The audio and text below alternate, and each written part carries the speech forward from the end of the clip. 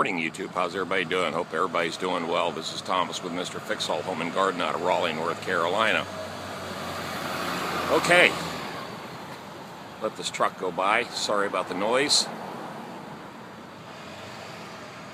Anyway, commercial painting part 2. Alright, I've completed one side of the theater. Now, this set of handrails took me exactly 6 hours. And this is 2 coats of industrial oil paint. There you go. Everything, every picket, everything is painted. The handrail on this side. And just to give you a sense of the quality of this commercial paint, it's really, really good, thick stuff. And it's also a rust barrier. It has a lot of inhibitors in it. For rust and corrosion, because when you're painting this gray steel, you've got to use industrial standard paints, and you can see just everything that had to be painted. It's an enormous amount of work. Okay, the actual time I've got invested in this tire side, and as you can see, this is the first flight of stairs going up.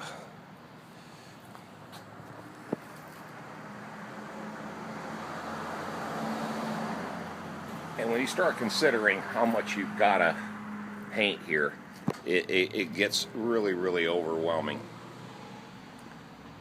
But I've got exactly 4.5 days invested in this.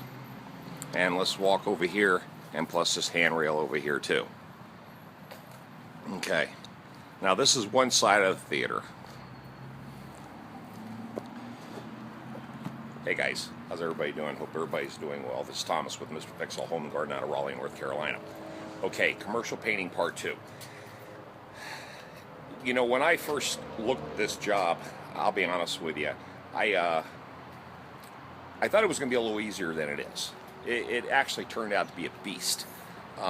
It's not that it's hard, it's so much of it, so much painting that you have to do. And this is all, remember, you can use a roller on some stuff, you know, but you've got to do a lot of hand brushing. It's all brushwork.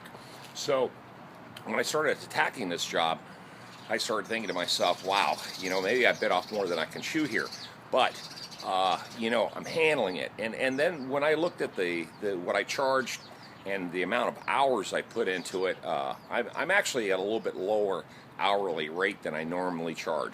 But if I had to look at it in a sense that this is only one job. I've got 4 or 5 jobs this month that I've already either completed, got my hands in the fire somewhere, or I'm getting ready to start. So when you look at the big picture of, you know, your company and the amount of energy that you're putting out every single month, and the jobs that you're getting, and what you're completing, what you're not completing, you know, what you're getting paid for, what you have to wait for, you know, the money that you're waiting for.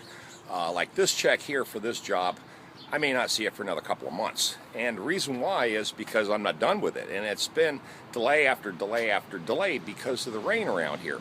And like tomorrow it's going to rain again. And today it's warm, but man, it's misty outside. You know, it's kind of just, it's foggy, overcast.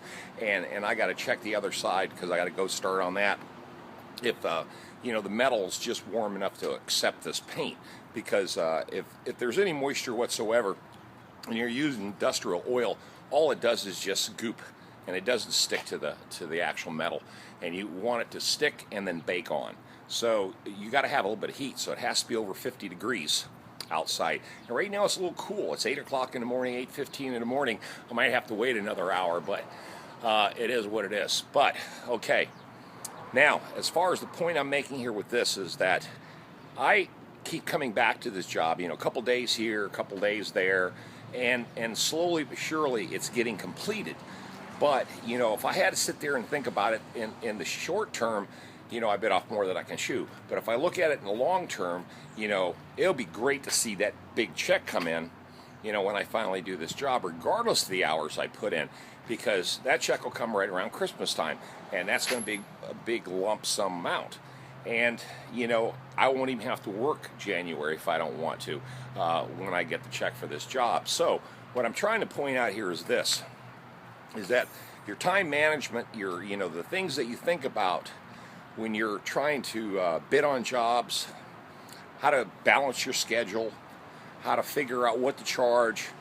Can you wait for the money? How much money you got to invest into the job to get it completed? What's the upfront money? If there's no upfront money, like this is commercial. They never give me a deposit on anything. Just say, go do the job, and in a month or two, I'll get a check. That's how it works with commercial and industrial contracts. They don't give you nothing up front. But residential and stuff like that, you can ask for deposits on materials and things of that nature, which always makes things go a little smoother.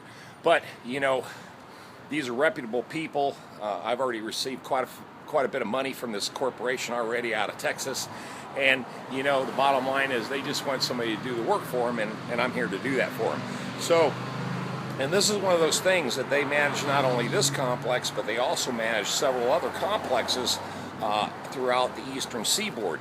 So, when I look at the big picture, here's the long term, is that I might constantly get work from these people year in and year out. They'll say, okay, got another theater we want you to paint, we got another this we want you to power wash, we got another this we want you to fix. And, regardless if it's in Virginia or South Carolina, I'm going to go, especially if the money's right. So, this is how you handle a business. You got to look at all the variables, think about all the things that could go wrong. That's where I start. What will go wrong first? And then I start thinking, can I think my way through it? Can I do it? And 9 times out of 10, it always comes out as a positive situation. So, okay, guys, I just want to let you guys know that you guys are pushing me right at 100,000 views. I'm at 92,000. Thank you very much. I appreciate that. Also, subscriber rate, I looked at it this morning, 640. Thank you so very much for that. And I just want to let you know I'm out here to give you guys positive information on business, the do's and don'ts, what to look for, what to think about, things of that nature, and also the prepping videos, and also my little pet peeve deal of the week. So you know what to do. Hit the subscribe button, give me the big thumbs up, and I'll see you guys on another clip. This is Thomas with Mr. Fix All Home and Garden out of Raleigh, North Carolina, signing out. I'll see you guys later.